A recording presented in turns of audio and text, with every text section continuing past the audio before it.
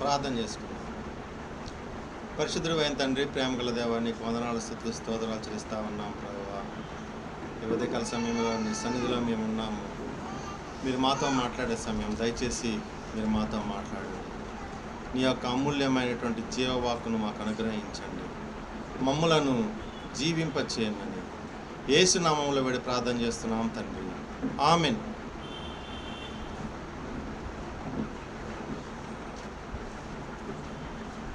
ఆదికాండము 15వ అధ్యాయము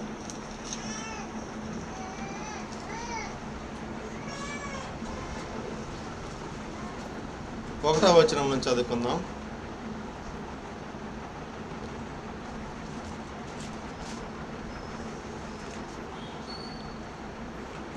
ఆదికాండము 15వ అధ్యాయం 1వ వచనం నుంచి. ఇవి జరిగిన తరువాత యెహోవా వాక్యం అబ్రహామునకు దర్శనమందు వచ్చి, అబ్రామా, భయపడకము, నేను నీకు కేడెము, నీ బహుమానం అత్యధికమగునని చెప్పాను.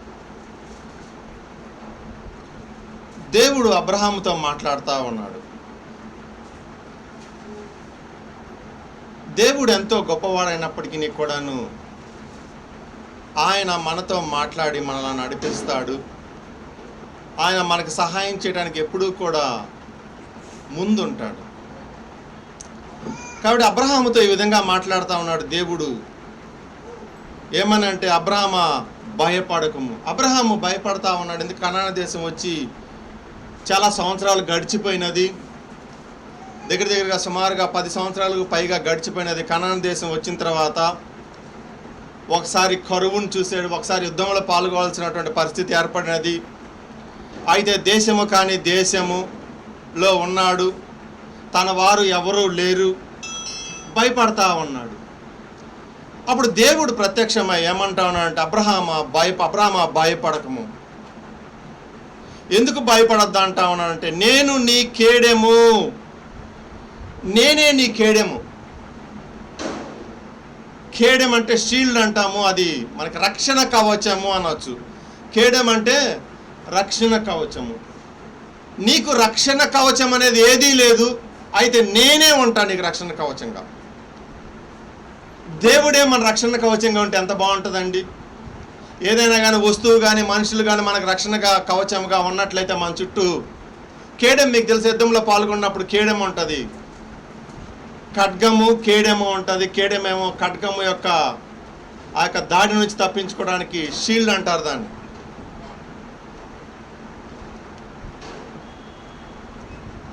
నేనే నీకు కేడెము. అంతకంటే గొప్పది ఏదీ లేదండి ఒక వ్యక్తికి. దేవుడే కేడెముగా ఉండటం కంటే గొప్పది ఒక వ్యక్తికి ఏమీ లేదని మనం గుర్తించాలి. ఏదైనా కానీ అది బలహీనమైనదే. ఏదైనా కానీ ఒకనొక రోజున అది మనం మనుషులను నమ్ముకుంటే వారు ఎంతకాలం ఉంటారో తెలియదు మనకి. మనం నమ్ముకున్నటువంటి మనుషులు ఎంతకాలం ఉంటారు, పదవిలో వారు ఎంతకాలం ఉంటారు. కనుక రాజులను నమ్ముకొనవద్దు, మనుషులను నమ్ముకొనవద్దు, దేవుణ్ణి నమ్ముకో. అంటే దేవుడు శాశ్వతమైనటువంటి వాడు, అందరికంటే బలవంతుడు. కనుక ఆయనే గనక నీ యొక్క రక్షణ బాధ్యత తీసుకుంటే నిజముగా నీకు రక్షణ ఉంటుంది. సామెతలు 30వ అధ్యాయము 5వ వచనం.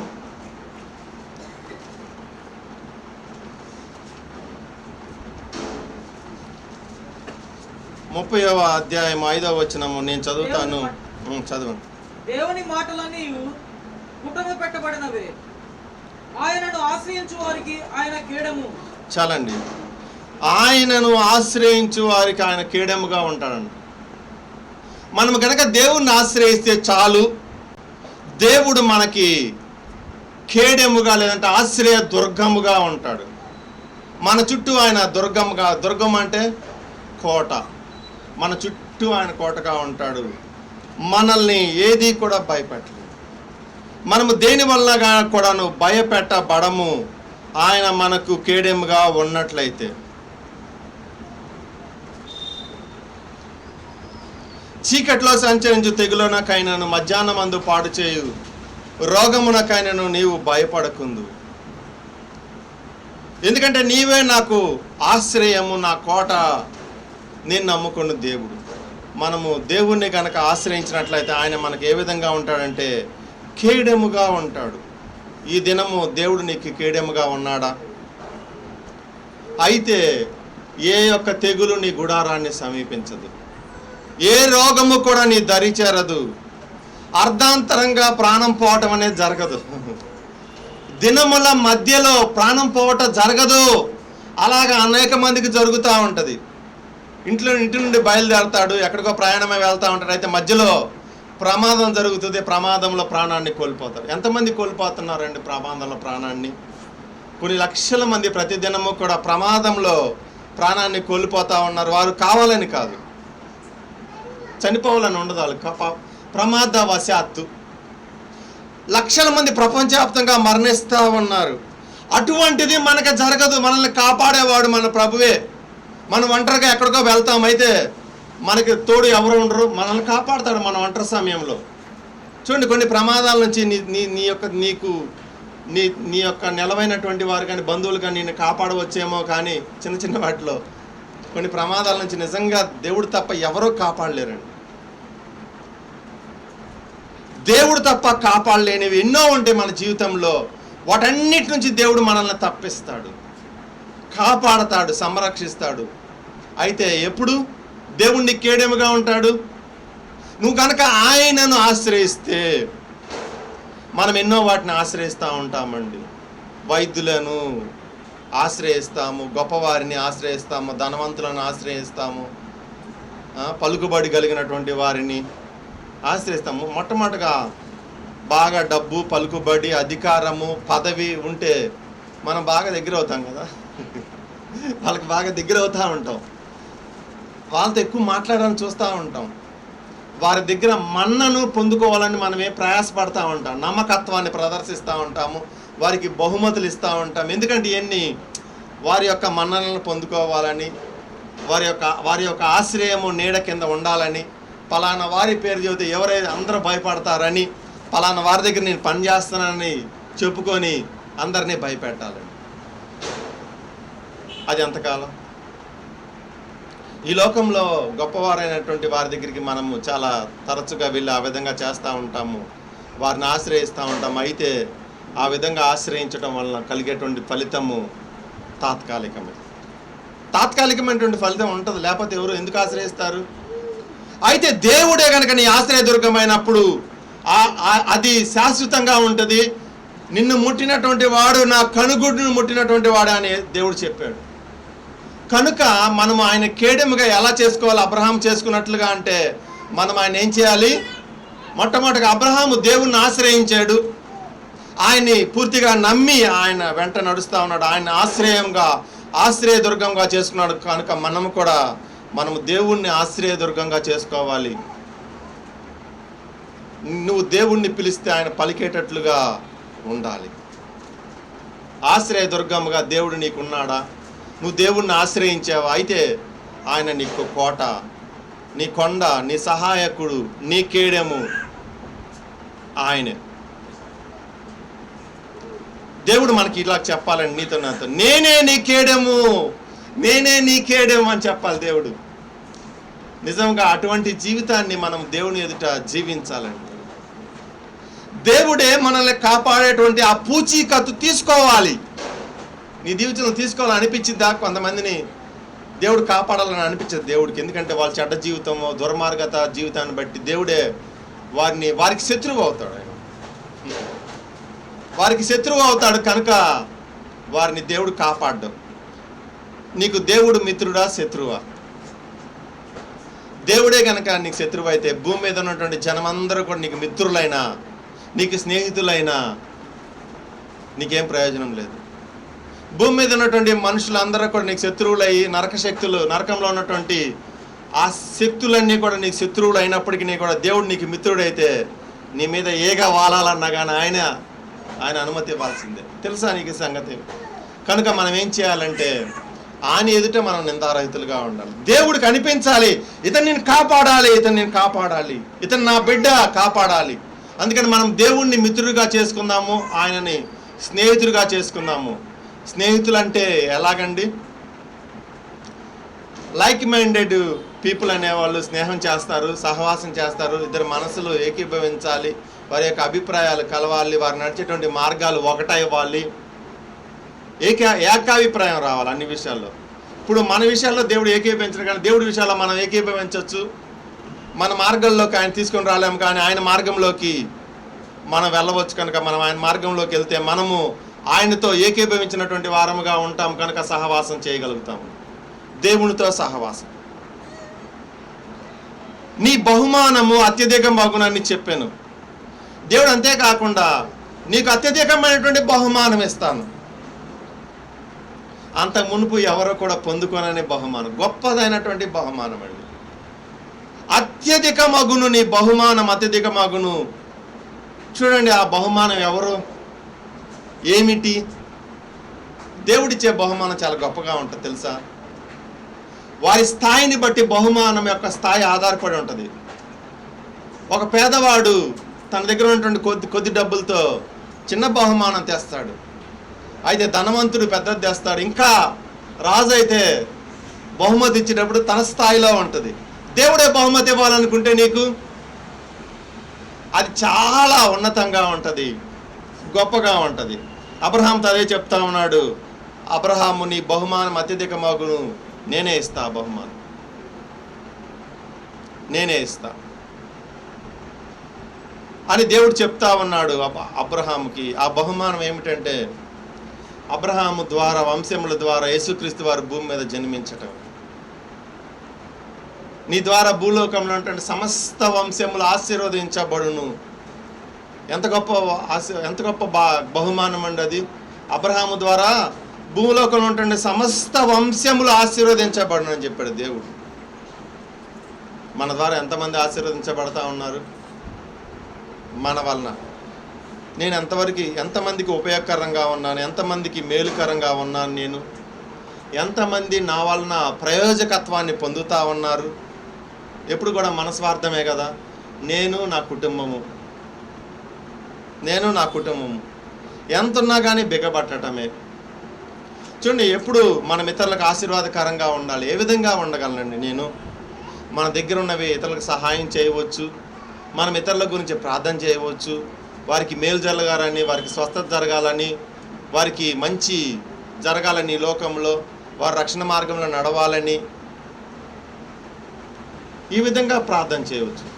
ఎంతోమందికి ఆశీర్వాదంగా మనం ఉండవచ్చు. మనం ఇప్పుడు ఇక్కడ ఈ విధంగా మన దేశంలో సువార్తను మనం ప్రకటించుకోగలుగుతా ఉన్నామంటే, స్వేచ్ఛగా మనం రక్షణ పొందామంటే మన నిమిత్తము మిషనరీలు ఎంతో ప్రార్థన చేశారు. ఇక్కడికి వచ్చినటువంటి మిషనరీలే కాక విదేశాల్లో ఉన్నటువంటి ఎంతోమంది క్రైస్తవులు మన గురించి ప్రార్థన చేశారు. ఆ ప్రార్థన యొక్క బహుమానమే మనందరము కూడా. వారు ఇతరులకు ఆశీర్వాదకరంగా ఉన్నారు. మనం ఏ విధంగా ఉన్నాము, మన భవిష్యత్ తరాలకి, మన ప్రస్తుతం ఉన్నటువంటి మన తరము వారికి, భవిష్యత్ తరాల వారికి మనం ఏ విధంగా ఉన్నాం, ఆశీర్వాదకరంగా ఉన్నామా లేదా?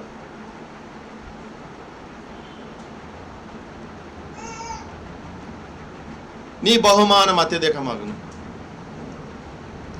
అయితే అబ్రహాం ఏమంటా ఉన్నాడంటే, అయ్యా నువ్వు నాకు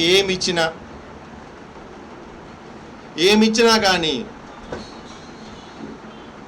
నేను సంతానము లేనివాడినై పోవుచున్నానే.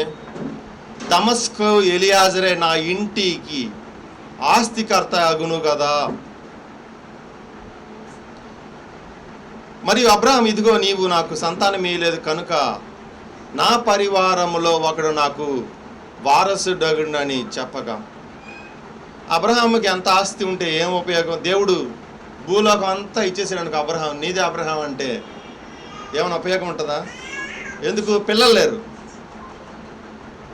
నా యొక్క పనివాడు లేదంటే సేవకుడే నా ఆస్తి అంతటికి వారసుడు అవుతాడు. ఆయన మరణించిన తర్వాత ఏం ఉపయోగము నువ్వు నాకేమిస్తే? ఆ విధంగా అర్థమవుతా ఉన్నది అబ్రహాంకి. ఆ బహుమానం అంటే ఏమనుకున్నాడు? అయితే తర్వాత దేవుడు చెప్తాడు, తర్వాత వివరణ ఇస్తాడు. ఏం ఉపయోగం అయ్యా, నాకు ఏం ఉపయోగము అని చెప్తా ఉన్నాడు. ఆ దినాలలో పిల్లలు లేకపోతే కొనబడినటువంటి దాసుడు లేదంటే బానిస నీ వారసుడిగా చేసుకొనవచ్చు, దత్తత తీసుకొని వారసుడిగా చేసుకొనవచ్చు. ఆ దినాలలో అటువంటి ఆచారం ఉన్నది. 4వ వచనము 15వ అధ్యాయము ఆదికాండము. యెహోవా వాక్యం అతని దగ్గరికి వచ్చి, ఇతడు నీకు వారసుడు కాడు, నీ గర్భవాసమున పుట్టబోచున్నవాడు నీకు వారసుడగునని చెప్పాను. ఎలియాజరు నీకు వారసుడు కాడు, నీ గర్భవాసమున పుట్టబోచున్నవాడు నీకు వారసుడగునని చెప్పాను. మరియు ఆయన వెలుపలికి అతను తీసుకుని వచ్చి, నీవు ఆకాశం వైపు తేరు చూచి నక్షత్రములను లెక్కించుటకు నీ చేతనైతే లెక్కించమని చెప్పి నీ సంతానము అలాగవునని చెప్పాను.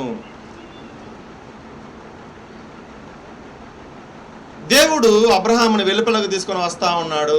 రాత్రి సమయంలో అబ్రహాముకి దర్శనముగా వచ్చాడు. రాత్రి సమయంలో అబ్రహాముని వెలుపలకు తీసుకుని వచ్చి ఆకాశం వైపు చూపించి, నక్షత్రములు ఎన్ని ఉన్నాయో అవన్నీ కూడా నీ చేతనైతే లెక్కించు, నీకు చేత అయితే లెక్కించగలిగితే లెక్కించు. ఎన్ని ఉంటాయండి నక్షత్రాలు? లెక్కించడం సాధ్యమేనా? సాధ్యమేనా? సముద్రపు ఇసుక రేణువులను లెక్కించడం సాధ్యమేనా? అయితే ఏమంటా ఉన్నాడంటే, నువ్వు నీకు లెక్కించుటకు చేతనైతే లెక్కించు, చేతనైతే లెక్కించు. నీ సంతానము ఆ విధంగా లెక్కలేనంతగా ఉంటుంది అన్నమాట. లెక్కించ వీలైనంతగా నీ సంతానము ఉండును అని చెప్తా ఉన్నాడు. నీ సంతానం అలాగవునని చెప్పాను. ఆ విధంగా చెప్తా ఉంటే ఒక్క పిల్లవాడు కూడా పుట్టలేదండి అబ్రహాంకి. అప్పుడు 85 సంవత్సరములు నిండిపోయినాయి, ఒక్క పిల్లవాడు కూడా జన్మించాల. అప్పుడు పిలిచి ముసలివాడైపోయాడు. ఇదిగో ఎన్ని లెక్క పెట్టి అంతా నీ సంతానం అంటే, అబ్రహాము సంగతి పక్కన పెడితే మనమేమంటాము? అటువంటిది దేవుడు చేస్తాను నీ జీవితంలో అంటే, అసాధ్యమైనది చేస్తానంటే మనమేమంటాము? అయితే 6వ వచనమండి, అతడు యెహోవాను నమ్మాను, ఆయన అది అతనికి నీతిగా ఎంచెను. సింపుల్గా దేవుణ్ణి నమ్ముతా ఉన్నాడు.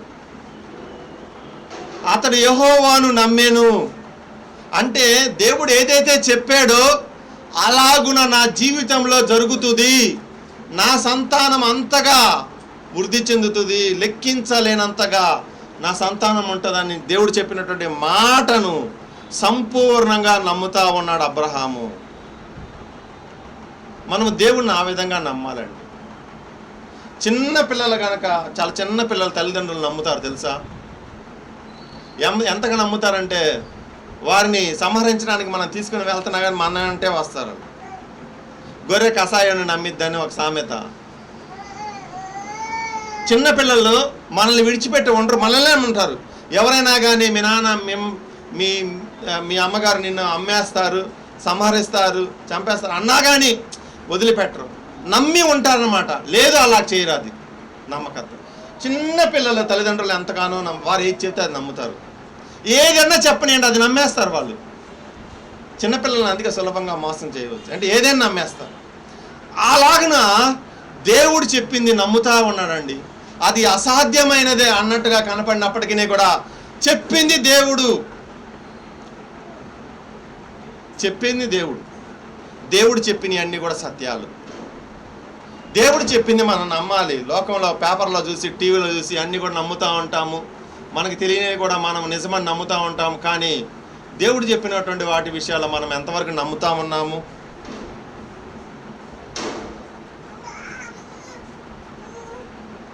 నమ్ముతా ఉన్నామా? ఆయన త్వరగా వస్తానని చెప్పాడు, ఆ మాటను నమ్ముతా ఉన్నామా? త్వరగా వస్తానన్నటువంటి మాటను నమ్ముతా ఉన్నామా? ఆ మాటను కనుక నువ్వు నమ్మినట్లయితే నీ జీవితాన్ని సిద్ధపరచుకుంటావు. అప్పుడే నమ్మినట్టు అర్థం. నీ నోటితో ఒప్పుకోవటం కాదు, సిద్ధపడి ఉండాలి. 10 మంది కన్యకల్లో సిద్ధపడినటువంటి కన్యకలు 5. ఆ 5 కన్యకల్లో నువ్వు కూడా ఒకనిగా ఉంటావు. ఎప్పుడు? ఆయన త్వరగా వస్తా అన్నాడు. ఎప్పుడు? అర్ధరాత్రి వేలో, ప్రొద్దువంకు వేలో, కోడుకూయు వేలో దొంగ వచ్చినట్లు వస్తానన్నాడండి ఆయన. ఒక్క క్షణంలో అలా జరిగిపోద్ది. మెరుపు ఈ దిక్కున ఉదయించి ఆ దిక్కుకు అట్లా వచ్చింది. ఎంతసేపు? ఒక క్షణమే మెరుపు వచ్చిద్దని ఎవరైనా ఊహించగలరా? ఉరుము ఊహించగలరా ఎవరైనా? కానీ ఊహించలేం. మనం మేఘాలను మాత్రం చూస్తాం. ఇప్పుడు కూడా మనం మేఘాలనే చూస్తూ ఉన్నాము. ఆయన రాకడగా పరిస్థితి అన్నీ కూడా సిద్ధపడి ఉన్నాయి. అన్నీ కూడా భూమి ఎదురు చూస్తూ ఉన్నది. పరిస్థితులన్నీ కూడా ఆయన రాకడకు సిద్ధపడి ఉన్నాయి. మేఘములను చూస్తూ ఉన్నాం. ఉరుము ఎప్పుడైనా, మెరుపు ఎప్పుడైనా వస్తుంది. కనుక నువ్వు గనక ఆయన మాటను నమ్మినట్లయితే ఎలా ఉంటావంటే ఏ క్షణమైనా కానీ నేను ఆయన ఎదుర్కోవటానికి సిద్ధంగా ఉంటాను. చూడండి, ఎందుకు మనము దేవుడి సంఘాలకు వస్తూ ఉన్నాము, ఎందుకు చర్చికి వెళ్తూ ఉన్నాము, ఎందుకు ప్రార్థన చేస్తూ ఉన్నాము, బైబిల్ చదువుతూ ఉన్నామంటే, ఎందుకు ఇవన్నీ చేస్తూ ఉన్నాం? దేవుణ్ణి నమ్మటానికే కదా. దేవుణ్ణి నమ్మనప్పుడు మనం చేసేటువంటి పని వలన మనకేం ఎటువంటి ప్రయోజనం కలుగుతుంది? మనం ఆయన చెప్పినవి ఆచరించము. ఎందుకంటే ఆయన నమ్మట్లేదు.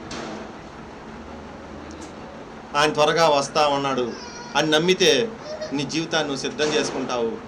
ప్రభు ఎప్పుడైనా కానీ నేను నీతో వచ్చేస్తా, ఎప్పుడు ఆయన ఎదురు చూస్తూ ఉంటా. ఇంకా చెప్పాలంటే ఎదురు చూపు ఉంటుంది. నువ్వు ఎదురు చూస్తూ ఉన్నావు ఆయన రాకడ కొరకు. అబ్రహాము ఆ విధంగా నమ్మాడండి. ఎంత అంటే నమ్మేశాడు. అది జరుగుద్ది అని నమ్మాడు. అది అతనికి నీతిగా ఎంచబడను. మనము దేవుణ్ణి నమ్మితే ఆ నమ్మిక అనేది మనకి నీతిగా ఎంచబడుతుంది. రోమీలు రాసిన పత్రిక 4వ అధ్యాయము 1వ వచనము. రోమీలకు రాసిన పత్రిక 4వ అధ్యాయము 1వ వచనము. కాబట్టి శరీర విషయమై మన మూల పురుషుడు అబ్రహాముకి ఏమి దొరికినని అందుము. అబ్రహాము క్రియల మూలముగా నీతిమంతుడని తీర్చబడిన యెడల అతనికి అతిశయ కారణము కలుగును గాని అది దేవుని ఎదుట కలగదు. ఒకవేళ మంచి కార్యములు కనుక అబ్రహాము చేసినట్లయితే, నీతి కార్యములు అబ్రహాము చేసినట్లయితే అతిశయ కారణము కలుగుతుంది. అయితే అది మనుషుల ఎదుట కలుగుద్ది కానీ దేవుని ఎదుట కలగదు. మనం చేసేటువంటి యొక్క నీతి కార్యాలు అతిశయించవచ్చు కానీ దేవుడి ఎదుట అతిశయించలేముగా. మనం దేవుడి ఎదుట అతిశయించగలమా? ఎందుకంటే మన మంచి ఆయన ఎదుర్కొనగలదా? మన నీతి ఆయన ఎదుర్కొనగలదా? ఆయన నీతి ముందు మన నీతి నిలబడగలదా? మనం ఎవరికి చేస్తాం? 10 మందికి మంచి చేస్తాం. ఆయన అందరికీ ఉపకారం తెలుసా? అందుకని అతిశయ కారణం అనేది దేవుడి దగ్గర అతిశయించడానికి కుదరదు. అందుకని మంచి పనులు చేసి మన రొమ్మిరుచుకొని దేవుడి దగ్గరికి వెళ్ళి ఆ గర్వపడటానికి వీల్లేదు. ఆయన దగ్గర తగ్గించుకొని ఉండాల్సిందే. మనం ఎంత నీతి కార్యములు చేసినా, ఎంత మంచి పనులు చేసినా కానీ దేవుడి ఎదుట దీన వస్త్రం ధరించుకోవాల్సిందే. ఎందుకంటే ఆయన ముందు ఎవరు కూడా రద్దే. ఆయన నీతి ముందు, ఆయన పరిశుద్ధత ముందు, ఆయన సత్యం ముందు, ఆయన క్రియల ముందు మనం రద్దే. కనుక మనం అతిశయ కారణం మనుషులు ఎదుట కలిగితే కలగవచ్చు, మనుషులు గొప్పవాడు అని అనవచ్చాము కానీ దేవుడి ఎదుట కలగదు. అయితే దేవుడి ఎదుట ఒప్పుకొనదగినది ఒకటి ఉన్నదండి. అది విశ్వాసము ద్వారా వచ్చేటువంటి నీతి. అబ్రహాము లేఖనం ఏమి చెప్పుచున్నది? 3వ వచనము. అబ్రహాము దేవుని నమ్మిన అది అతనికి నీతిగా ఎంచబడెను. అబ్రహాము దేవుని నమ్మాడు. ఆయన ఎవరిని నమ్మలా, దేవుని నమ్మాడు. నువ్వు దేవుని నమ్ముతా ఉన్నావా? నువ్వు ఎందుకంటే అన్నిటిని నమ్ముతూ ఉంటారు. నీ యొక్క జీవితాన్ని ఆయన మాట మీద నిర్మించుకో. అది దేవుడిని నమ్మటం. మన జీవితాన్ని ఆయన మాట మీద నిర్మించుకోవాలండి. మాటల మీద మన జీవితాన్ని నువ్వు కనుక ఆ పని చేస్తా ఉన్నట్లయితే నువ్వు కూడా దేవుణ్ణి నమ్మినట్లే, అబ్రహాము నమ్మినట్లు. అప్పుడు అది ఏమి కలగజేస్తుంది? మనకు అది నీతిని కలగజేస్తుంది. పనిచేయవానికి జీతము రుణమే కానీ దానమని ఎంచబడదు. పని చేసినటువంటి వానికి మనం ఏదైనా పని తర్వాత ఇచ్చినప్పుడు అది జీతమే కానీ దానం కాదు. అయితే పని చేయక భక్తిహీను నీతిమంతునిగా తీర్చువాని యందు విశ్వాసముంచు వానికి వాని విశ్వాసము నీతిగా ఎంచబడుచున్నది. అవును, భక్తిహీనుని నీతిమంతునిగా తీర్చు వాని యందు విశ్వాసము కనుక నువ్వు ఉంచినట్లయితే నీ విశ్వాసమే నీకు నీతిగా ఎంచబడుతుంది. అందుకని 2వ దొంగ యేసుప్రభు వారిని నమ్మాడు.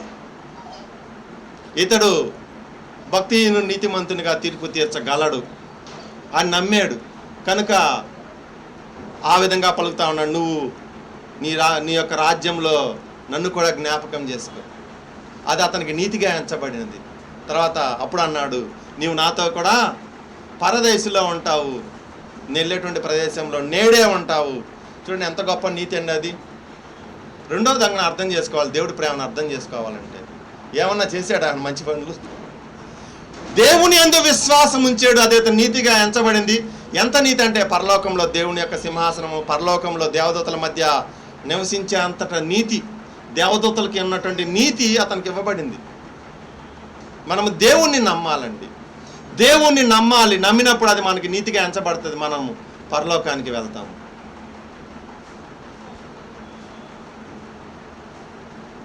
ఆ ప్రకారమే క్రియలు లేకుండా దేవుడు ఎవరిని నీతిమంతుడుగా ఎంచున ఆ మనుష్యుడు ధన్యుడని దావీదు కూడా చెప్తా ఉన్నాడు.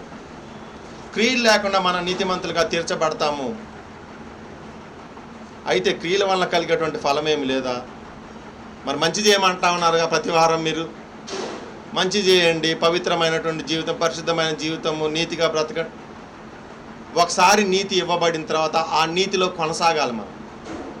దేవుడు తన నీతిని మనకిస్తాడు, తన నీతిని ఇస్తాడు. అయితే ఆ నీతిలో మనము అనుదినము కొనసాగాలి. దేవుడు చేసినట్లుగా మనం కూడా దేవుని యొక్క క్రియలు చేయాలి. అంతేగాని విశ్వాసం ద్వారానే నీతి కలుగుతుందంట, మన క్రియలను బట్టి కాదని చెప్పి దుష్టక్రియలు చేస్తే ఉన్న నీతి పోయిద్ది. దేవుడు తన నీతిని ఇచ్చిన తర్వాత ఆ నీతిని మనం కాపాడుకోవాలి దేవుని యొక్క క్రియలు జరిగించుట ద్వారా. దేవుడు ఏ క్రియలు జరిగిస్తాడో మనము అదే క్రియలు చేయాలి. నువ్వు దేవుణ్ణి నమ్ముతా ఉన్నావు, అయితే అది నీకు నీతిగా ఎంచబడతా ఉంటుంది.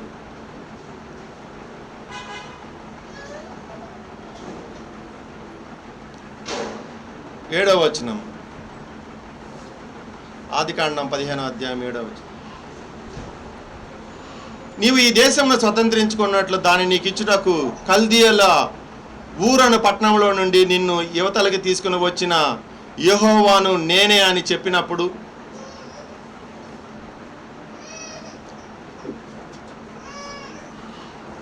యెహోవాను నేనే నిన్ను తీసుకొని వచ్చాను చూసావా, కల్దీయుల దేశంలో నుండి ఊరను పట్టణంలో నుంచి నిన్ను యువతలకు తీసుకొచ్చినటువంటి వాడనైనటువంటి యెహోవాను నేనే అని చెప్పినప్పుడు అతడు ప్రభువైన యెహోవా దీన్ని స్వతంత్రించుకునేదనని నాకెట్లు తెలియననగా. అబ్రహాము ఒక ప్రశ్న వేస్తా ఉన్నాడు దేవుణ్ణి, ఒక సూచన దేవుణ్ణి అడుగుతా ఉన్నాడు. అయ్యా నన్ను అక్కడి నుంచి తీసుకొచ్చినటువంటి మాట వాస్తవమే, అది నువ్వేనని చెప్తా ఉన్నావు. అయితే ఈ యొక్క కనాను దేశం అంతటిని కూడా నేను ఏ విధంగా కొనగలను? ఎందుకని అంటా ఉన్నాడంటే అప్పటికే కనాను దేశము ఎవరు లేని నిర్జన మైదానం కాదు, అక్కడ అనేకమైనటువంటి రాజ్యాలు ఉన్నాయి. కనాను దేశం అంతా కూడా జనము రాజ్యాలు ఉన్నాయి అన్నమాట. అక్కడ ఎన్నో రాజ్యాలు ఉన్నాయి. అక్కడ చూడండి 18వ వచనంలో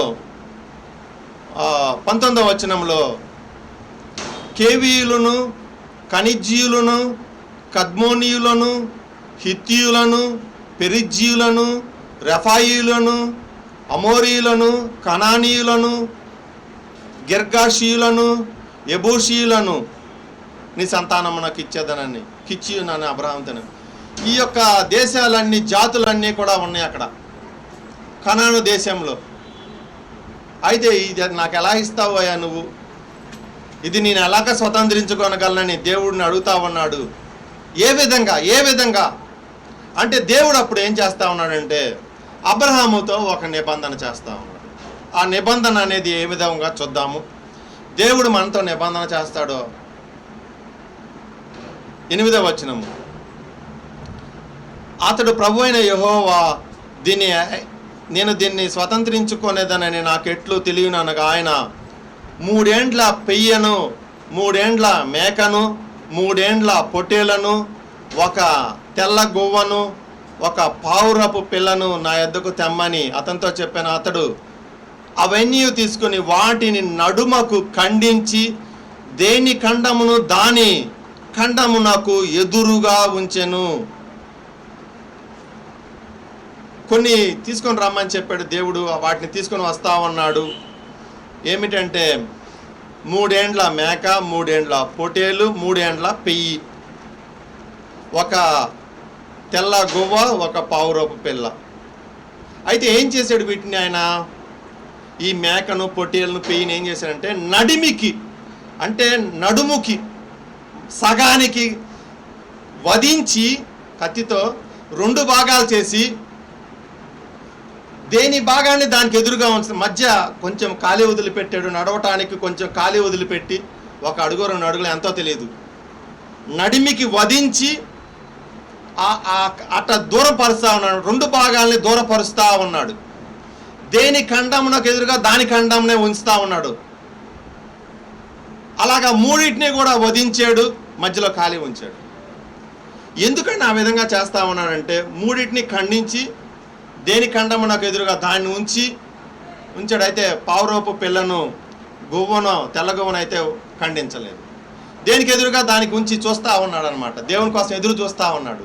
ఇప్పుడు నిబంధన అని చెప్పాడు కదా దేవుడు, నిబంధన. ఆ రోజుల్లో ఒక ఆచారం ఉండేది, ఒక నిబంధన. 2 వ్యక్తుల మధ్య నిబంధన చేసుకోవాలంటే ఆ నిబంధన, వారి మధ్య ఒడంబడిక లేదా నిబంధన జరుగు విధానం ఏమిటంటే, ఒక గొర్రెను కానీ, మేకను కానీ, లేదంటే పెయ్యిని కానీ తీసుకొని దాన్ని నడిమికి వధించి దేని భాగాన్ని దానికి ఎదురుగా ఉంచి నిబంధనలో భాగమైనటువంటి ఇద్దరు ఏ వ్యక్తులైతే నిబంధన చేసుకుంటా ఉన్నారో ఆ నిబంధన విషయమై వారిద్దరూ కూడా ఆ యొక్క ఖండముల మధ్య నడుచుకుంటూ వెళ్తారన్నమాట. ఖండించబడినటువంటి ఆ యొక్క ఖండముల మధ్య వాళ్ళు నడుచుకుంటా యువతల వైపు నుంచి అవతలకి వెళ్తారు. దాని అర్థం ఏమిటంటే, ఒకవేళ ఇద్దరు వెళ్ళాలి, ఎవరెవరు నిబంధన చేసుకుంటున్నారో వారిద్దరు. దాని అర్థం ఏమిటంటే, ఒకవేళ మేము ఈ నిబంధనని మీరినట్లయితే ఇదిగో ఈ యొక్క జంతువు వల్లే మేము కూడా అవుదుము. ఇక ఇలాగ అది నడిమికి ఖండించినట్లుగా మేము కూడా ఆ విధంగా ఖండించబడినటువంటి వారమే అన్నటువంటి అర్థం ఇచ్చే విధంగా వారు ఆ విధమైనటువంటి నిబంధన ఒడంబడిక చేసుకుంటారు ఆ రోజుల్లో. కనుక అబ్రహాము ఇప్పుడు అదే విధమైనటువంటి నిబంధన దేవుడితో చేసుకుంటా ఉన్నాడు. కనుక ఇప్పుడు దేవుడి కోసం ఎదురు చూస్తూ ఉన్నాడు. ఏంటంటే ఇప్పుడు ఎవరెవరు నడవాలా దాంట్లో? అబ్రహాము దేవుడు ఇద్దరి మధ్య నిబంధన. అయితే అబ్రహాము దాని మధ్య నడవలేదు. చూడండి 12వ వచనం, ప్రొద్దుగుంక పోయినప్పుడు, చూద్దాం ఒక్క నిమిషం. 10వ వచనం, అతడు అవన్నీ తీసుకుని వాటిని నడుమకు ఖండించి దేని ఖండమును దాని ఖండమునకు ఎదురుగా ఉంచెను. పక్షులను అతడు ఖండించలేదు. గ్రద్దలు ఆ కళేబరముల మీద వాలినప్పుడు అబ్రహాము వాటిని తోలివేసెను. ప్రొద్దు గురుంకబోయినప్పుడు అబ్రహామునకు గాఢ నిద్ర పట్టిన. భయంకరమైన కటిక చీకటి అతని కమ్మగా ఆయన నీ సంతానపు వారు తమది కాని దేశమందు నివసించి ఆ దేశపు వారికి దాసులుగా నుండ్రు. వారు 400 ఏండ్లు వీరిని శ్రమ పెట్టుదురు. వీరు ఎవరికి దాసులు అవుదురో ఆ జనమునకు నేనే తీర్పు తీర్చుదును. తర్వాత వారు మిక్కిలి ఆస్తితో బయలుదేరి వచ్చేదరు. నీవు క్షేమముగా నీ పితరుల యొద్దకు పోయేదవు, మంచి వృద్ధాప్యమందు పాతి పెట్టబడదేవు. కిందకు వద్దాం 17వ వచనంలో, ప్రొద్దుగుంకి కటిక చీకటి పడినప్పుడు రాజుచున్న పొయ్యి అగ్ని జ్వాలయు కనపడి ఆ ఖండముల మధ్య నడిచిపోయెను. దేవుడే ఆ ఖండముల మధ్య ఒక్కడే నడిచి వెళ్తా ఉన్నాడు అనమాట. దేవుడు ఒక్కడే. ఏ విధంగా అంటే, రాజుచున్న పొయ్యి అగ్ని జ్వాలల వలె దేవుడు ఆ ఖండముల మధ్య ఒక్కడే నడుచుకుంటా ఈ పక్క నుంచి ఆ పక్కకు వెళ్తా ఉన్నాడు. ఎందుకని దేవుడు ఒక్కడే దాటిపోయాడు ఆ ఖండముల మధ్య నుంచి? అబ్రహాం ఎందుకు దాటలేదంటే, ఆ నిబంధన బాధ్యత అంతా కూడా దేవుడే తీసుకున్నాడు. ఆ నిబంధనను నెరవేర్చేటువంటి బాధ్యత అంతా కూడా దేవుడే తన భుజస్కంధాల మీద వేసుకున్నాడు. అబ్రహాముతో ఏమి సంబంధం లేక నేనే మొత్తము నీకేదైతే నిబంధన చేశానో ఆ నిబంధన నెరవేర్చే విషయంలో బాధ్యత అంతా కూడా నేనే తీసుకున్నాను. కనుక ఆయన మాత్రమే ఆ నిబంధనలో కూడా నడిచి వెళ్ళాడు. అబ్రహాముకి గాఢ నిద్ర, కట్టిగా చీకటి కమ్మినది. ఎందుకంటే తన యొక్క సంతతి వారు ఐగుప్తు దేశంలో 400 సంవత్సరములు శ్రమ పెట్టబడుదురు కనుక కటిక చీకటి కమ్మినది. ఇదే విషయం ఇది ఇజ్రాయెల్ మధ్య ఆ రోజుల్లో కూడా వాడుకగా ఉన్నది. ఇర్మియా గ్రంథం 34వ అధ్యాయము 18వ వచనము.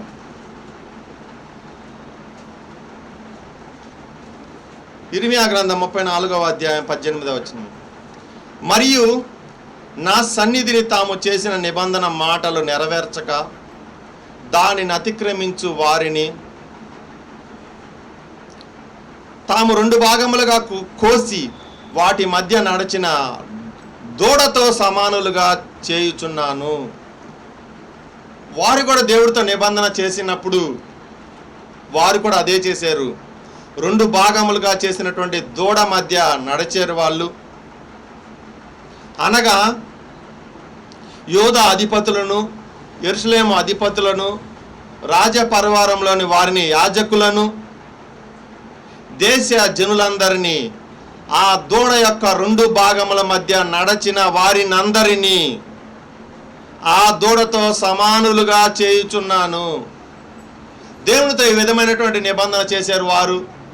ఎవరైతే ఈ విధమైనటువంటి నిబంధన చేశారో 2 భాగములుగా చేసినటువంటి ఆ యొక్క దూడ మధ్య నడిచినటువంటి వారందరూ కూడా నిబంధనను మీరినప్పుడు ఆ దూడ వల్లే నేను వారిని చేస్తానంటా ఉన్నాను. ఖండించబడినటువంటి ఆ దూడ వల్లే నేను వారిని కూడా చేస్తాను. మనము దేవునితో చేసినటువంటి నిబంధనను మీరకూడదు. దేవుడితో అనేకమైనటువంటి నిబంధనలు చేస్తాం. మనం అటువంటి నిబంధనలను మీరకూడదు సుమా. మనుషులతో చేస్తే ఒక ఎత్తు, దేవుడితో చేస్తే చాలా జాగ్రత్తగా ఉండాలి.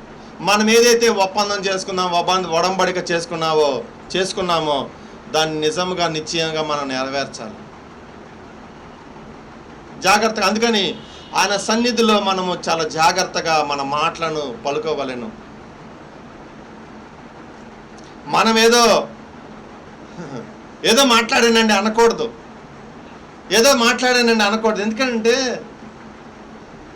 ఆయన మన మాటకి ఎంత విలువిస్తూ ఉన్నాడో అర్థమవుతా ఉందండి.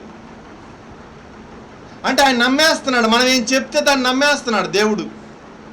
మనం ఏదో చెప్తాం, అయ్యా ఎప్పుడు కూడా ఇంకా నేను తప్పు చేయను, పాపం చేయను, ఇంకా నేను సిగరెట్ తాగడం, ముందు తాగనని కొంతమంది నిబంధన చేసుకొని ఉంటారు. అయితే వారు ఏం చేస్తారో తప్పిపోతారు. దేవుడు దాన్ని చాలా సీరియస్గా తీసుకుంటాడు. ఏమోనండి అప్పుడేదో అన్నాను అంటే కుదరదు. దేవుడు నమ్మేస్తాడు. నమ్మి నువ్వు అలా ఎందుకు చేయలేదు అంటే దేవుడు నమ్మాడని అర్థం ఉంది. దేవుడు మనం ఏదైతే సీరియస్గా తీసుకోమో ఆయన మాత్రం అన్ని సీరియస్గా తీసుకుంటాడు. అంటే మన మాటలకు ఆయన ఎంత శ్రద్ధ వహిస్తున్నాడు అనేది అర్థం చేసుకోవాలి. మన మాటలు ఎవరు నమ్మరు. చాలామంది మన ఇళ్ళల్లో వాళ్ళు కూడా చాలామంది మన మాటలు నమ్మరు, ఏదో అంటూ ఉంటారు. కానీ దేవుడు నమ్ముతాడు. అంటే దేవుడు మనకి ఎంత విలువేస్తూ ఉన్నాడు అనేది మనం అర్థం చేసుకోవాలి. అందుకని ఆయన సన్నిధికి వెళ్ళి మాట్లాడినప్పుడు చాలా జాగ్రత్తగా మాట్లాడాలి. మన మాటలో చాలా జాగ్రత్తగా మాట్లాడాలి. ఒప్పందము, ఒడంబడిక చేసుకునేటప్పుడు చాలా జాగ్రత్త. దాన్ని నెరవేర్చాలి తప్పనిసరిగా. లేదంటే ఆయనకి కోపం వస్తుంది. 16వ వచనము. అప్పుడు ఒక కారణము కూడా చెప్తా ఉన్నాడు. ఏంటంటే అమోరీయుల అక్రమం ఇంకను సంపూర్ణము కాలేదు కనుక నీ 4వ తరము వారు ఇక్కడికి మరలా వచ్చేదరు. చూడండి, దేవుడు కనాను దేశంలో ఉన్నటువంటి వారి యొక్క దేశస్తులందరి పట్ల, నివాసులందరి పట్ల ఎంతో కనికరాన్ని ప్రదర్శిస్తూ ఉన్నాడు. ఓపికను ఆయన ప్రదర్శిస్తూ ఉన్నాడు. దీర్ఘశాంతాన్ని ప్రదర్శించాడు. వారి తమ యొక్క జీవితంలో మార్గములలో సరిగా ఉంటారని ఆయన చాలా కాలం ఎదురు చూశాడు. అయితే ఈ కనాను దేశంలో ఉన్నటువంటి ప్రజలందరూ కూడా దుర్మార్గులు, దుష్టులు, తమ యొక్క మార్గములలో వారు తప్పిపోయినటువంటి వారుగా ఉన్నారు. దేవుడు ఎంతో కాలం ఎదురు చూశాడు. అయితే ఇంకా తీర్పు తీర్చవలసినటువంటి సమయం ఆసన్నమైంది. ఇంకా వారు మారరు. అందుకని ఏమంటా ఉన్నారంటే వారు అక్రమము చేసేటువంటి వారు, అక్రమకారులు వారు. కానీ అక్రమకారులు నేను తీర్పు తీర్చడానికి వారిని, ఈ దేశం నుంచి వారిని వెళ్ళగొట్టడానికి కొంత సమయం ఉంది. ఇంకా వారి అక్రమము పరిపూర్ణం కాల. పరిపూర్ణమైతే నా తీర్పు చేత వారందరినీ కూడా సంహరిస్తాను. నేను ఎందుకు ఈ మాట చెప్తా ఉన్నానంటే ఎవరిదో దేశం అది. ఎంతోమంది జాతీయులు ఉన్నారు, దేశ నివాసులు ఉన్నారు. వారందరినీ సంహరించి వీరు ఆ రాజ్యాలన్నింటినీ కూడా స్వతంత్రించుకోవాలి. కనాను దేశంలో ఉన్నటువంటి చిన్న చిన్న రాజ్యాలన్నింటినీ ఓడించి వీరు ఆ కనాన్ని స్వతంత్రించుకోవాలి. అయితే ఎంతవరకు న్యాయము అంటే ఒక్క జనాంగం కోసం దేవుడు అన్ని జాతుల వారిని నశింపజేస్తాడా? అన్ని రాజ్యాలను ఓడిస్తాడా? వారందరినీ కూడా వధిస్తాడా అని మీరు అడగవచ్చు. అయితే దేవుడు ఏమంటా ఉన్నా అంటే వారు చాలా పాపం చేశారు, వారు నా ఎదుట చాలా దుష్టులుగా ఉన్నారు, నేను చాలా కాలం ఎదురు చూశాను, వారు దుష్ట మార్గాల నుంచి మళ్ళుతారేమో. అయితే అది జరగలేదు. అయితే వారి యొక్క అక్రమము ముగియటానికి ఇంకా కొద్ది సమయం ఉంది. ఇప్పుడు నీకు ఇవ్వలేను, నీకైతే వాగ్దానం చేశాను, అయితే ఇప్పుడు నేను ఇవ్వలేను. ఎందుకంటే వారి అక్రమం ఇంకా సంపూర్ణం కాదు. నేను ఇప్పుడు తీర్పు తీర్చలేను, నేను ఇప్పుడు వారిని శిక్షించలేను అని అంటా ఉన్నాడు. ఎప్పుడు వారి యొక్క అక్రమం సంపూర్ణమైందంటే 400 సంవత్సరాల తర్వాత వాళ్ళ అక్రమం సంపూర్ణమైందని దేవుడికి తెలుసు కనుక ఆ 400 సంవత్సరాలని దేవుడు అక్కడ తీసుకుని వెళ్ళిపోయాడు. అప్పుడు తీసుకొని వస్తా, అప్పుడు ఈ రాజ్యాలన్నిటి మీద నేను విజయాన్ని అనుగ్రహిస్తా. దేవుడు అప్పుడు వారందరినీ కూడా సంహరించి ఇజ్రాయేలుకి ఆ దేశాన్ని అప్పగించబోతా ఉన్నాడండి. ఇక్కడ మనకి ఏమర్థమవుతుందంటే నీతిమంతులు భూలోకాన్ని స్వతంత్రించుకుందరు. నీతిగా ఉంటేనే మనం భూమి మీద ఉంటాం. దుష్టత్వం చేసినప్పుడు ఏం చేయబడదు, దేవుడి చేత శిక్షించబడతాము. మనం ఈ లోకం నుంచి కొనుక్కోబడవలసినటువంటి పరిస్థితి ఏర్పడుతుంది. నిజంగా నిశ్చయంగా దేవుడు తీర్పు తీరుస్తాడు అని మనకు అర్థమవుతా ఉన్నది. చాలామంది అక్రమమైన జీవితం జీవించుకుంటా వెళ్తూ ఉంటారు, నాకేం కాలేదు, నీతిగా చర్చికి వెళ్తా ఉన్నావు, నీకేమైంది, నువ్వు నీతిగా ఉన్నావు, నేను దుర్మార్గుడిగా ఉన్నా, కానీ నాకేం కాలేదుగా, నీకంటే నేనే ఎక్కువగా డబ్బు కలిగి ఉన్నా, నాకే ఎక్కువ ఆరోగ్యం ఉంది అని విర్రవేగి వచ్చాము. కానీ ఆ అక్రమం ఉంది చూసారా, అది సంపూర్ణమైనప్పుడు ఏమైద్ది, దేవుడు జోక్యం చేసుకుంటాడు, ఈ లోకం నుంచి కొనిపోబడతాడు. కానీ నీతిమంతుడు భూమి మీద ఉంటాడు. మనల్ని విమర్శించినటువంటి వారు వెళ్ళిపోతారు, కానీ మనం ఇక్కడ ఉంటాము. దేవుడు మనల్ని కాపాడు. నీతిమంతులకు భూమి ఇచ్చివేశాడు ఆయన. తర్వాత యేసుతో కూడా మనము నీతిగా ఇక్కడ ఈ లోకంలో జీవించి యేసునందు విశ్వాసం ఉంచి మనం కనుక మరణించినట్లయితే మనము యేసుతో కూడా తిరిగి వస్తాం. మరలా ఈ భూమి మీద మనము శాశ్వతంగా హక్కుదారులం అవుతాం. తెలుసా మీకు ఈ సంగతి? మీరు దీన్ని నమ్మారా? నీతిమంతులు భూలోకాన్ని స్వతంత్రించుకుందరని నమ్మారా? యేసు ఈ లోకంలో తన రాజ్యాన్ని స్థాపించబోతా ఉన్నాడని నమ్మారా? ఆయన తిరిగి వచ్చి ఏం చేస్తాడు? ఊరక కాలక్షేపానికి ఇక్కడ కాలక్షేపానికి వచ్చిపోవటానికి ఆయన రావట్లా. ఆయన ఒక పని మీద రాజాదిరాజుగా ఇదే భూమి మీద చూడండి, మీరు బయటికి వెళ్ళి చూడండి, అంత సృష్టి అంతా చూడండి, భూమి అంతా కూడా చూడండి. ఇప్పుడు మనం ఏదైతే చూస్తున్నామో అక్కడికే యేసు ప్రభు వారు వస్తాడు. మొట్టమొదటి ఇదే భూమి మీద జన్మించాడు, ఇక్కడ నుంచి ఆరోహణమై వెళ్ళిపోయాడు, మరలా తిరిగి వస్తానని చెప్పాడు. ఆయన వస్తాడు, ఇక్కడికి వచ్చి ఆయన భూమి మీద రాజ్యం చేస్తానని చెప్పాడు. ఆ మాటను మనం నమ్ముతా ఉన్నామా? నిజంగా ఆ మాటను మనం నమ్మితే ఆయన రాజ్యంలో ఉండునట్లుగా మనము కూడా నీతిగా జీవిస్తాం. నువ్వు నీతిమంతుడు అయితే నిశ్చయంగా మళ్ళీ ఎక్కడికి వస్తావు. చనిపోయినటువంటి వాళ్ళందరూ వస్తారండి. అబ్రహాం చనిపోయాడు, మోషే చనిపోయాడు, అందరూ చనిపోతున్నారు, కానీ నీతిగా బ్రతికినటువంటి వారందరూ అనుకోవద్దు. వాళ్ళందరూ వచ్చి ఇక్కడ ఏలుబడి చేస్తారు. పాత నిబంధన కాలంలో, కొత్త నిబంధన కాలంలో ఇంతవరకు దేవుని యందు విశ్వాసం ఉంచి నీతిగా బ్రతికి, దేవుని యందు విశ్వాసం ఉంచినటువంటి వాళ్ళు మాత్రమే నీతిగా బ్రతుకుతారు. ఎవరు బ్రతకరు. విశ్వాసం ఉంచి నీతిగా బ్రతికినటువంటి వాళ్ళందరూ కూడా శరీరాలను ధరించి ఇక్కడికి వస్తారు. మరలా చనిపోయినటువంటి దేహాలు వారికి తిరిగి వస్తాయి. ఎలాగొస్తాయి అంటే అది అద్భుతం. మట్టి నుంచి మనిషిని చేయాలా? ఎలాగొస్తాయి అంటే దేవుడు అండి, ఆయన దేవుడికి అసాధ్యమైనది ఏదైనా ఉందా? మనం దేవుడిని ఆ విధంగా నమ్మాలి. ఎలా వస్తాయి అనుకోకూడదు. అబ్రహాం నమ్మాడు. నువ్వు కనుక ఇప్పుడు నేను చెప్పినటువంటి ఈ యొక్క ఉదంతం అంతా కూడా నమ్మినట్లయితే నువ్వు నిజంగా నీతిగా బ్రతుకుతావు. ఈ యొక్క భూమి ఇప్పుడు సెంటు కోసం ఎంతో కష్టం కదా, ఎంతో ప్రయాస. సెంటు భూమి కోసం ఎంతో ప్రయాస, ఎంతోమంది అధికారుల ముందు తిరగాలి. అప్పుడు అంత అవసరం లేదండి, మనకి ఎంత అయితే అంత ఇస్తాడు. మనము ఎంత ఒకవేళ దేవుడికి ఇచ్చేస్తే, ఒక ఎకరం కనుక దేవుడికి ఇచ్చేస్తే 100 ఎకరాలు ఇస్తాడు, 100 అంతల ప్రతిఫలం.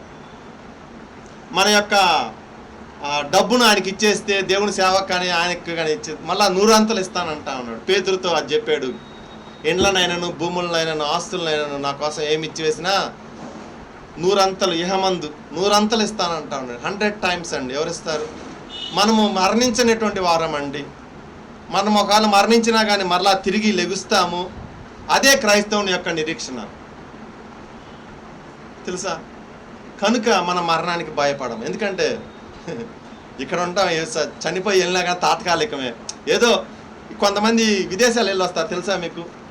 అమెరికా అని, ఐర్లాండ్ అని, ఇంగ్లాండ్ అని, కెనడా అని, ఆస్ట్రేలియా వెళ్ళి వస్తూ ఉంటారు. వెళ్ళి వస్తారు వాళ్ళు.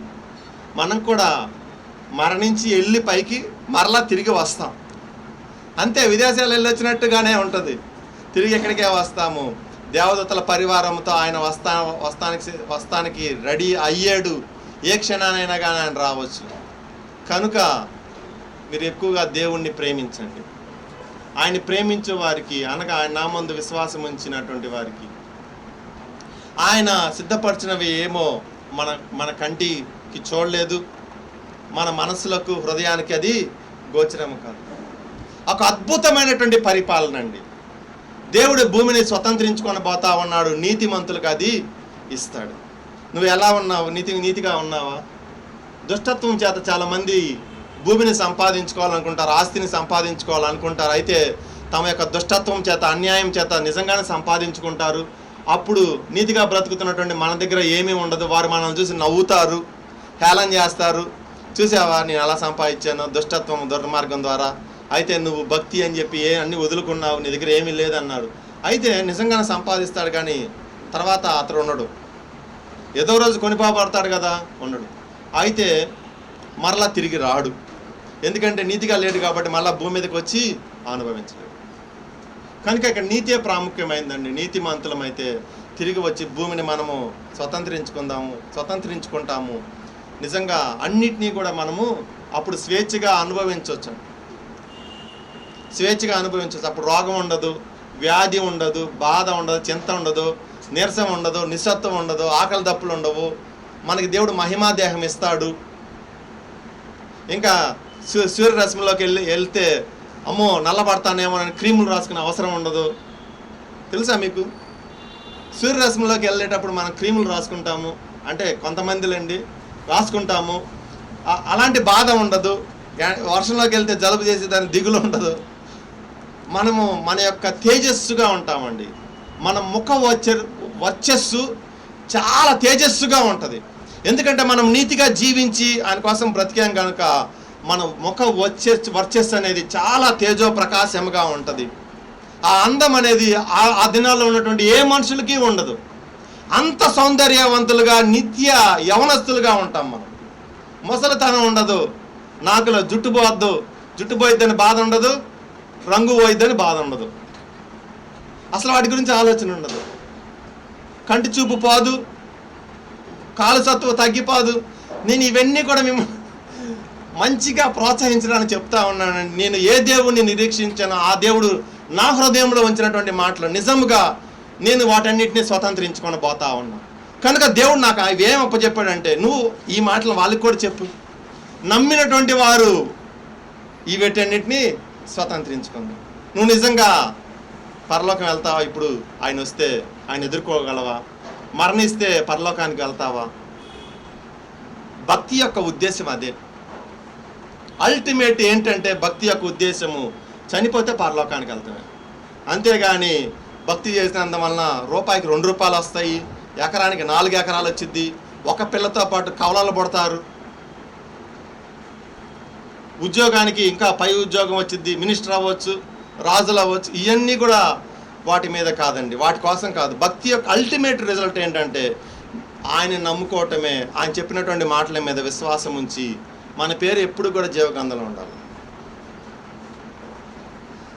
ఎప్పుడు జీవగ్రంథంలో తుడిపి పెడతాడు. తెలుసా మీకు ఆ సంగతి? ఒకసారి జీవగ్రంథం రాసిన తర్వాత ఎట్టబడితే అట్ట బ్రతికితే జీవగ్రంథంలో పేరు తుడిపేస్తాడు.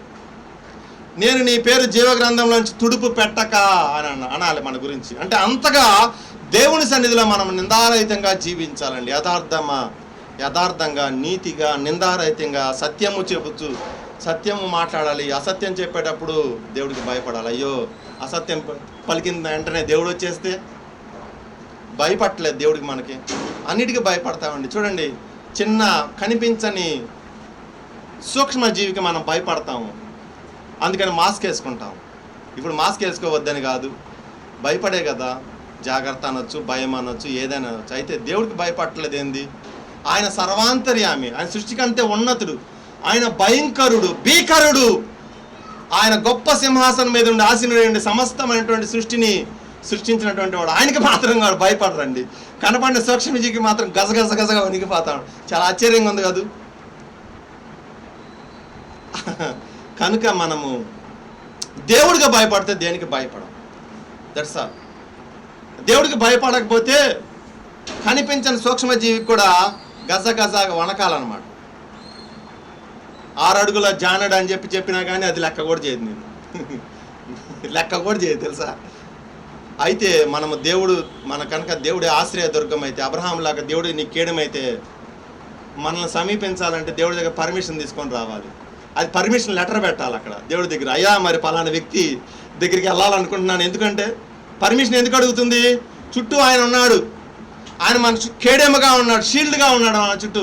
కాబట్టి ఇప్పుడు వెళ్ళలేదు, కానీ పర్మిషన్ తీసుకోవాలన్నమాట. వెళ్ళాలంటే పర్మిషన్ పెట్టాలి. ఆయన కనుక ఎలవ్ చేస్తే తప్ప ఏది రాదు నీ దగ్గరికి, అనుమతిస్తే తప్ప. చూడండి, ఒక అద్భుతమైనటువంటి ఘట్టం ఎక్కడ కనపడుద్ది అంటే దేవుడి యొక్క భద్రత యోబు గ్రంథం 1వ అధ్యాయంలో కనపడుద్దండి. అసలు దేవుడు ఒక వ్యక్తికి, ఆయన నమ్మినటువంటి వ్యక్తికి ఎంత కాపుదలు ఇస్తాడనేది నిజంగా సూక్ష్మగ్రాహి అయినటువంటి వారు గ్రహించగలరు. ఆ అధ్యాయం చదివి దేవుడు ఎంత కాపుదలు ఇచ్చాడండి యోబుకి, యోబు సంతానానికి.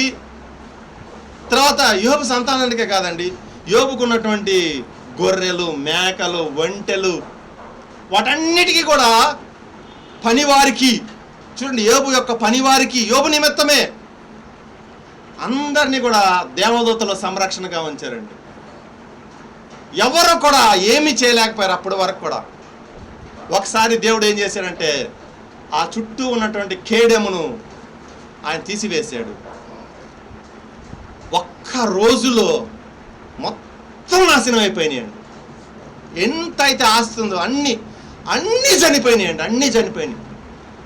ఎన్ని వేలకు వేలు గొర్రెలు, మేకలు, ఒంటెలు, పశువులు, పిల్లలు చనిపోయారండి సుడిగాలు వచ్చి. అంత మొత్తం డిస్ట్రాయ్ అయిపోయింది. అయితే శరీరానికి రోగం, ప్రాణం మీద ముట్టవద్దన్నాడు. అందుకని బ్రతికి బయటపడ్డాడు. అక్కడ నేను ఏం చెప్పాలనుకుంటున్నానంటే, ఒక వ్యక్తికి దేవుడే కాపుదల లేకపోతే ఎంతసేపు మ్యాటర్, నిమిషాలు. దుర్మార్గులు కూడా దేవుడే కాపాడుతున్నాడని ఇక్కడ మనకు అర్థమైనది. అమ్మోరియల అక్రమ సంపూర్ణం కాలేదు. ఆగు వాళ్ళకి టైం ఉంది. టైం వచ్చినప్పుడు నేను కాపుదలు తీసేస్తాను, తర్వాత అంతే. దేవుడే నీ కాపరి కాకపోతే ఏంటి నీ పరిస్థితి? దేవుడే నీ కాపరి అంటే దేవుడే నీ కాపుదలు ఇవ్వకపోతే. చూడండి ఎంత కాపుదలండి యోబుకి. ఎంత దేవుడిని నమ్మాడు, యథార్థవంతుడిగా, నీతిగా, యెహోవా యందు భయభక్తులు కలిగినటువంటి వాడుగా. భక్తి మనకి ఏమిస్తుంది నీకు భక్తి అని చెప్తా ఉంటారు. యోబు గ్రంథాన్ని తీసి చూపించండి వారికి. అంత కాపుదలండి. ఒక్కసారి దేవుడి కాపుదల మన నుంచి విడిపోతే మనం ఏమైపోతాం అంటే నశించిపోతాం, తెలుసా? మారు మాట్లాడటానికి కూడా, ఇంకో మాట, చివరి మాట మాట్లాడటానికి కూడా అవకాశం ఉండదు. చివరి అప్పగింతలు పెట్టడానికి కూడా అవకాశం ఉండదు. సుమా, చాలా జాగ్రత్తగా ఉండాలి దేవుడి విషయాల్లో. నేను అందుకే చెప్పాను, ఆయనను ఆశ్రయదుర్గంగా చేసుకోమని మొట్టమొదటిగా నేను చెప్పాను. అప్పుడు నీకు ఆయన కేడెముగా ఉంటాడు. యెహోవాను ఆశ్రయించినప్పుడు నిన్ను కాపాడుతాడు ఆయన. ఏది నిన్ను కాపాడలేడు, ఎవరు భూమి మీద ఉన్నటువంటి ఏ డాక్టర్ కూడా నిన్ను కాపాడలేడు, దేవుడే కనుక నిన్ను కాపాడకపోతే. ఎంత వైద్యం చూడండి, భూమి మీద అంతమంది గొప్పలు ఉన్నారు తెలుసా. నిమిషాల్లో బంగారపు కారులను కొనగలిగినటువంటి వాళ్ళు పోగొల్లలో ఉన్నారు. నిమిషాలను బంగారు కార్లు కొనగలరు. చాలామందికి బంగారపు టాయిలెట్స్ అంటే తెలుసా మీకు తెలుసా? అరేబియా, గల్ఫ్ కంట్రీస్లో కానీ, యూరప్ కానీ, అమెరికన్ కాంటినెంట్స్లో కానీ గోల్డ్ ప్లేట్ చుట్టూ టాయిలెట్స్ ఉంటాయి, కమోడ్స్. దానికి ఆశ్చర్యపడొద్దు, అంత విస్తారమైనటువంటి డబ్బు. వాళ్ళు ఆ డబ్బుతో విర్రవీగిపోతూ ఉంటారు. కానీ రోగం వచ్చినప్పుడు దేవుడే కనుక కాపాడకపోతే క్షణాల్లోనే వాళ్ళు అంత అంత అంత గొప్ప జీవితం జీవించినప్పటికీ కూడా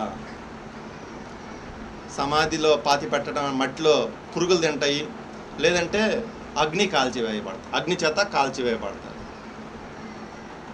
అందుకని మన దేహాన్ని ప్రేమించుకోవద్దు, మనం దేవుణ్ణి ప్రేమిద్దాము. మన దేవుణ్ణి ప్రేమిస్తే మన దేహాన్ని ఆయన కాపాడతాడు. మట్టిలో కలిసిపోయినటువంటి దేహాన్ని తిరిగి తీసుకొని మనకి మహిమా దేహాన్ని ఇస్తాడు. అప్పుడు ఇంకా ఎప్పుడు ఇంకా తిరిగే ఉండదు. దేవుడు ఉన్నంతకాలం మనం ఉంటాము. ఆయన రాజ్యం ఎంతకాలం ఉంటుందో తెలుసా మీకు? యుగ యుగాలు ఉంటుందంట. వన్స్ మనం ఆయన రాజ్యంలో ప్రవేశిస్తే యుగ యుగాలు మనము ఏలుబడి చేస్తామండి. ఏలుబడి చేయడానికి మనల్ని పిలిచాడు. అప్పుడు ఉన్నటువంటి వారిని నిజముగా మనం ఏలుబడి చేస్తాము.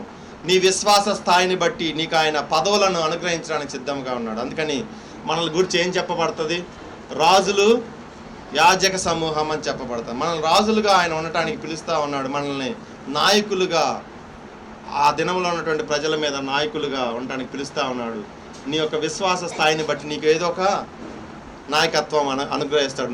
నిజంగా గొప్ప జీవితం జీవిస్తే మోషే అబ్రహాం లాగా వారికి కూడా ఒక దేశం ఇచ్చినట్లు, చెరొక దేశం ఇచ్చినట్లు నీకు కూడా ఇస్తాడు. నేను అందుకే ఏమంటా ఉన్నానంటే, ఈ లోకంలో మితముగా బ్రతకండి. లోకం వెంట పడద్దు. ఎందుకంటే పడినా కానీ అది దక్కదు, దక్కినా కానీ నువ్వు ఉండవు. దేవుని వెంట పడండి, శాశ్వతంగా నువ్వు ఉంటావు. నువ్వు ఏదైతే కోల్పోయి అది నీదే ఇద్ది.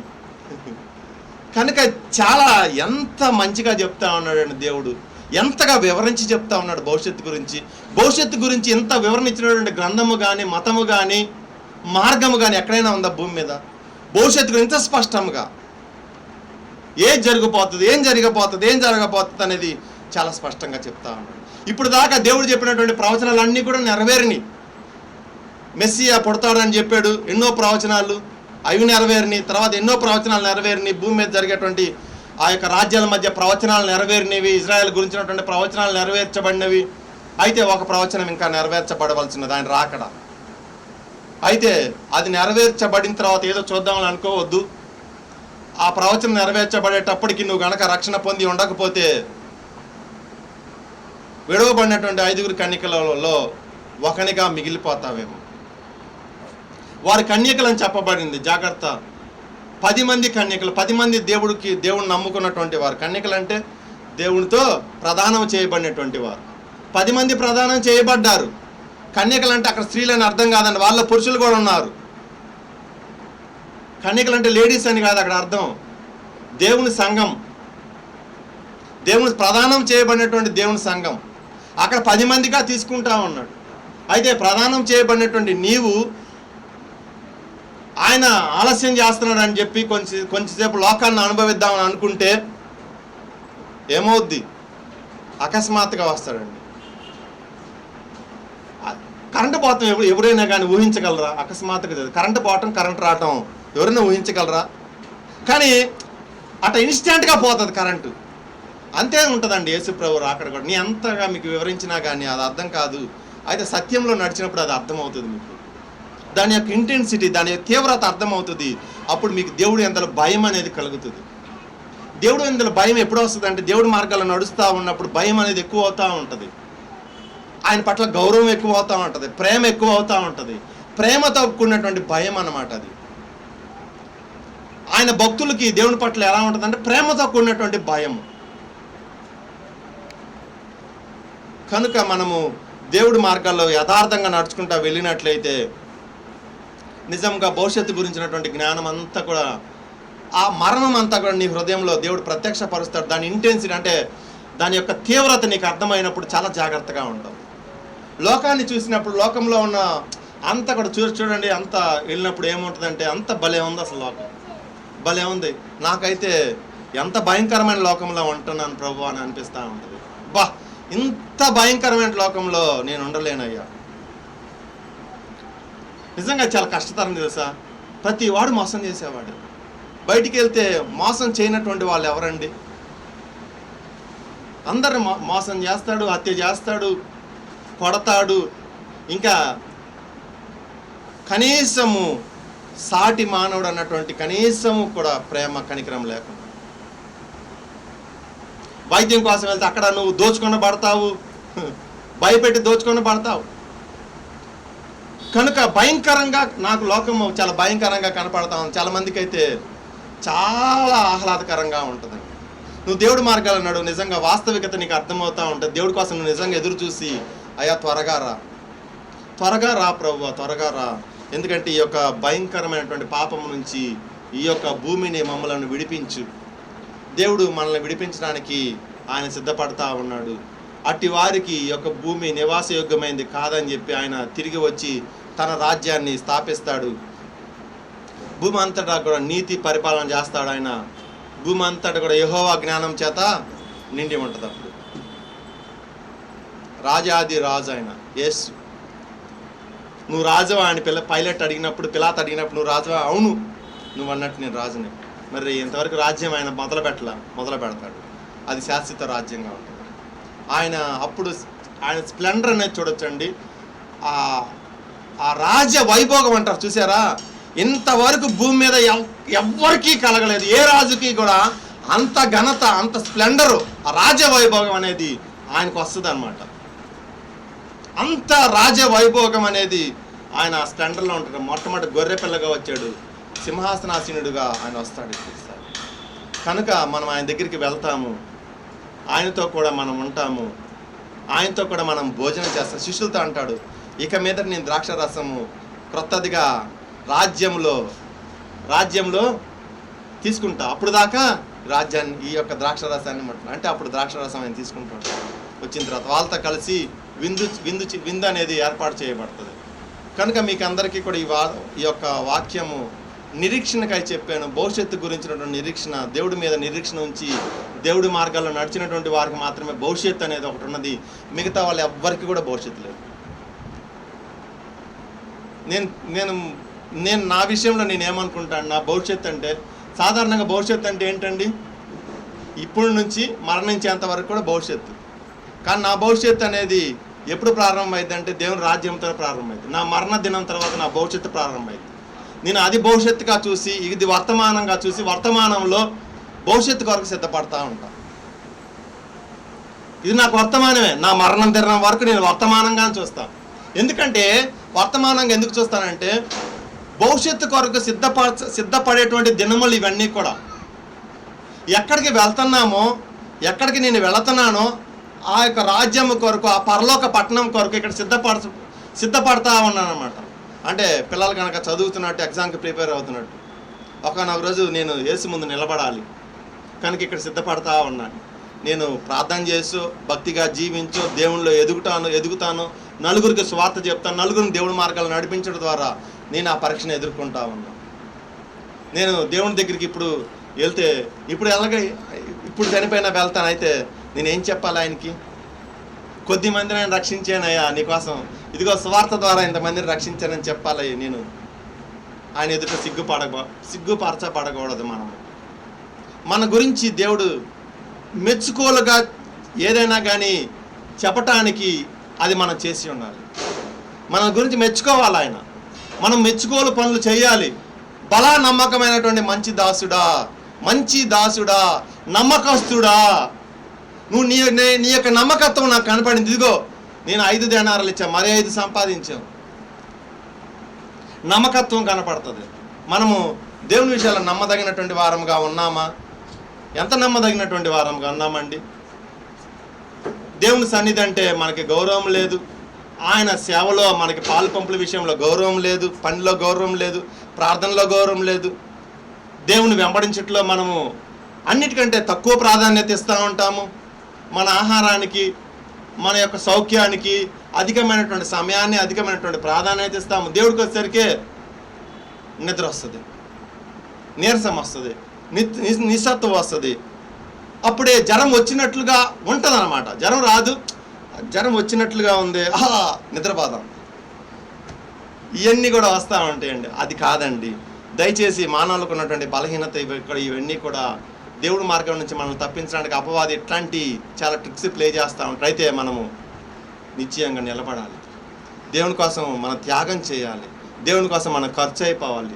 ఇతరులను రక్షించడానికి మన శ్రమ పడాలి, ప్రార్థించాలి, ఉపవసించాలి, వారికి ఎంతో ఓదార్పును అందించాలి, ప్రయాస పడాలి. ఇవన్నీ మనం చేస్తూ ఉన్నాము. మనకి ఇవ్వబడినటువంటి భాగ్యం ఏంటంటే సమయమే. సమయం ఉంటేనే కష్టపడగలము, సమయం ఉంటేనే కూర్చుకొనగలము.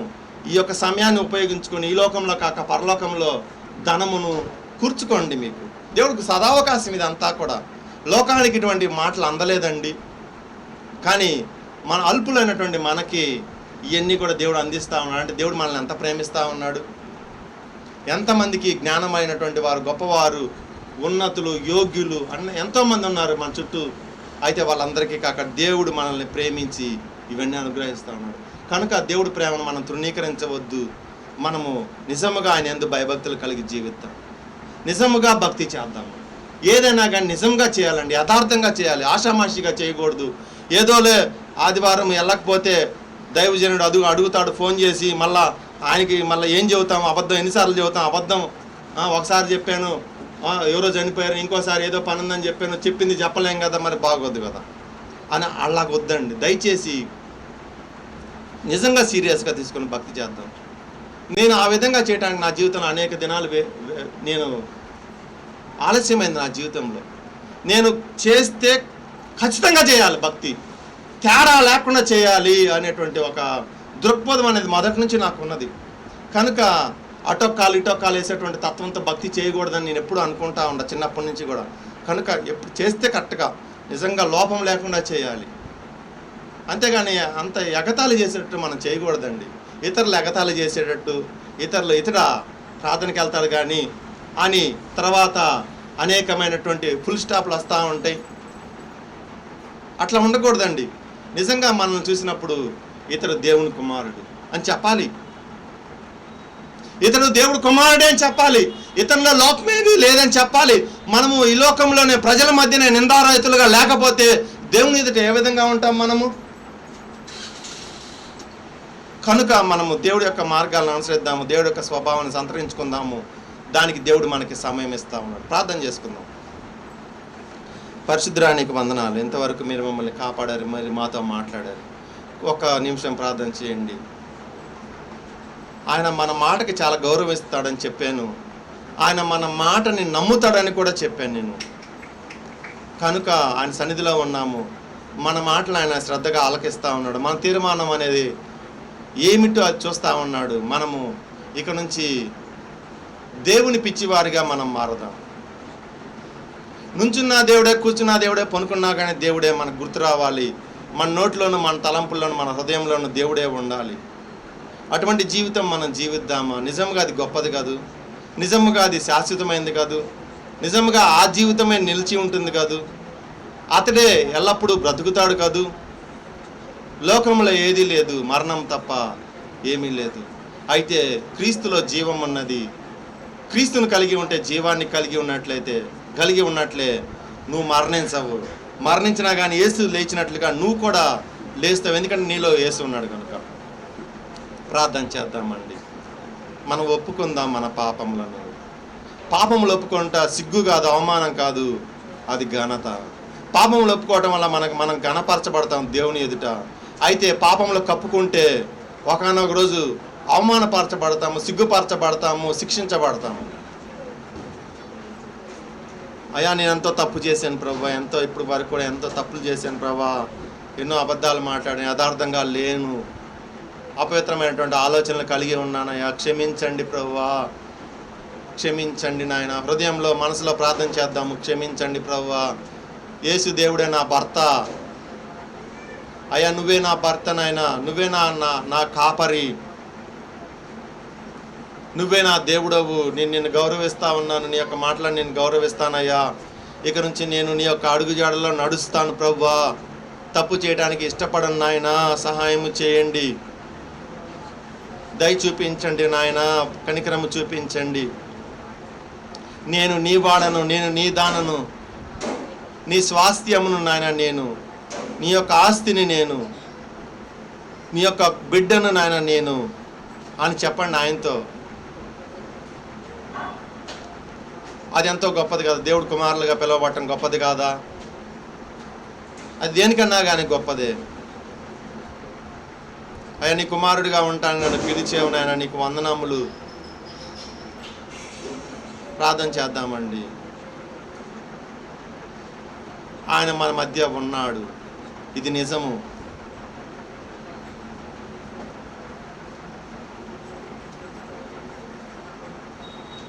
గాలి మన చుట్టూ ఆవరించినట్టుగా ఆయన మన మధ్య ఉన్నాడు, ఇది నిజము. ఆయనకి మొరపెడదాం. ప్రభువా మా ప్రార్థన ఆలకించండి, ప్రభువా మమ్మలను నిజముగా క్షమించండి, మా పాపములను క్షమించండి ప్రభువా.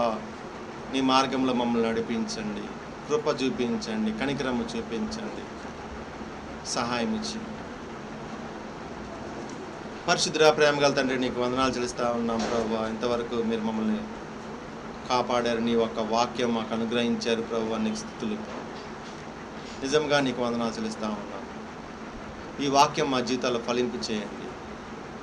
యేసు నామములో వేడి ప్రార్థన చేస్తున్నాం తండ్రి, ఆమేన్. మన తండ్రి అయిన దేవుని ప్రేమ, కుమారుడైన యేసు కృప, పరిశుద్ధాత్మ దేవుని సహవాసం మనకు సదా తోడేయండి, మనల్ని ఆయన మార్గంలో నడిపించును గాక. ఆమేన్. Thank you. May God bless you all. అందరికీ వందనాలు.